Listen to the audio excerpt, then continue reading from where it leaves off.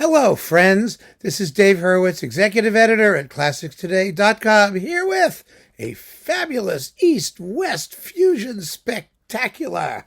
It's Ravi Shankar's Symphony, and it's really kind of fun. I had a very good time. This is an ambitious thing. It's in 4 movements, typically, and it lasts, well, like 40-some-odd minutes, 41 minutes, and 49 seconds. So it's like serious symphonic length, and it's got like a scherzo and a slow movement and a sonata form opening movement, sort of kind of, and a zippy finale, and it's got Anoushka Shankar, the composer's daughter, playing sitar, so it uses some native Indian instruments. More on that in a minute, and it's really kind of fun. It was composed in 2010. Which was sort of toward the end of Ravi Shankar's life, if I'm not mistaken. And this disc on the LPO's own label, the London Philharmonic label, was recorded in 2010. So at the time of the premiere, with David Murphy, conductor. You know, Shankar always dabbled in Western musical forms. He wrote 2 sitar concertos, for example, which I happen to love. I think they're great fun. And this is very enjoyable, too. Yes, there are moments where it sounds like a Bollywood film score, but as you know, we like film scores. And at least a Bollywood film score sounds like written for a Bollywood movie and Indian music for an Indian type thing. Oh, although Bollywood film scores are sort of Hollywood film scores with Indian flavors. And there's a lot of that here. Now, he does use actual raga tunes, although presumably not with micro intervals, with normal intervals. And the cool thing about this particular symphony is that it has no dead spots. And that's saying a lot.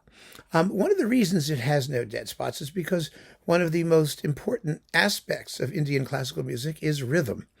There is always an underlying rhythm, whether it's quick or whether it's slow. And so the percussion section here is quite active. And I'm not saying that just because I like active percussion sections, because I'm a percussionist. I'm saying it because it really drives the music and does it very, very successfully. I mean, it's a wonderful aspect of the work.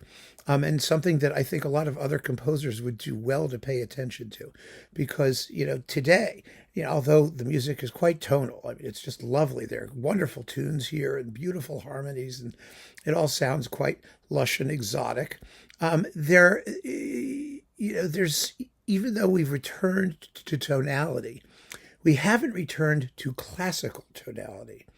And the difference is, tonality means you write a tune, it's nice, it's melodic, it's mellifluous, and that's what people are doing today.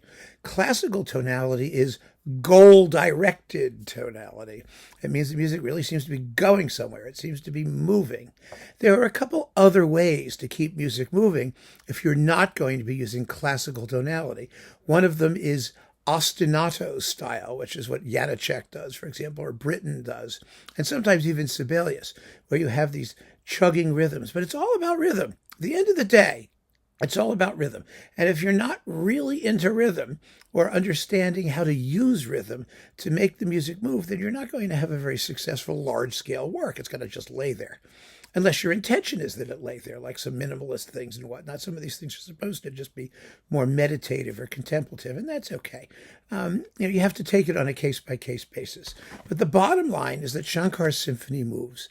Anoushka Shankar is a fabulous sitar player, and the only sort of aesthetic question is the fact that the Indian element, that is the Indian instrumental element, doesn't really sit that well with the Western elements. They don't blend as well as they should. Although at the very end, he does manage to sort of unite everything, including some singing on the part of the chorus. They're all going digga digga digga digga, thwa, thwa, wah, wah. It's wonderful. It's fun. It's just fun. It really is. I mean, the audience goes crazy at the end, and I'm not surprised, not a bit. So yeah, it's very enjoyable. But in the first movement, for example, the whole thing sort of, you get to what would be like a development section, and that's taken over largely as a sitar solo. The sitar works perfectly well in the slow movement. I mean, Indian instruments are fine. In the scherzo, it's the trio section, sort of, kind of, or what would be the quasi-trio, whatever you want to call it. And there are a couple moments I have to confess where I did find myself looking for a menu and hankering for the chicken vindaloo. So hey, hey, what can I tell you? I mean, you don't want to be listening to a symphony, and then all of a sudden imagine yourself transported to one of these splendid Indian restaurants on East 6th Street in Lower Manhattan. There's that whole block of Indian restaurants. They're wonderful. I used to go with my friend Christoph and to Mitali, it was called. It was just a delicious restaurant. And they had something like this playing. Well, I know that's going to sound dismissive and possibly culturally imperialist. But then again, Shankar's writing symphonies, so he's being culturally appropriational. I mean, people are appropriating and imperializing all over the place, so it really doesn't matter. The bottom line is that this is very well recorded before a quiet audience, and the music is just lovely and extremely enjoyable. And once you listen to it a couple times, you may not find the contrast with the sudden entry of the sitar, parts in this thing as jarring as I did on first hearing. Because I've listened to it like dozens of times, and it gets better. It gets better as it goes. It makes more sense as you get to know the work whole. That's so often the case, isn't it? Once you really know the piece, then things that might have seemed incongruous all of a sudden begin to make sense. And this makes sense. It really ought to be played more frequently. I mean, the reason I wanted to talk about this is because I did a little talk about, the EMI's, or Warner now's, 5-disc Ravi Shankar edition, and one of you mentioned, talk about the symphony. It's beautiful. Well, it certainly is. It's great fun. I mean, it's really, really an enjoyable work by a serious musician who had just a bigger range than his own particular fach would have, led us to suspect.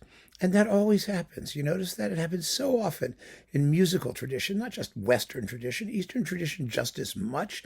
You have musicians of a questing character who seek to broaden the scope of what they do by integrating elements of other kinds of music.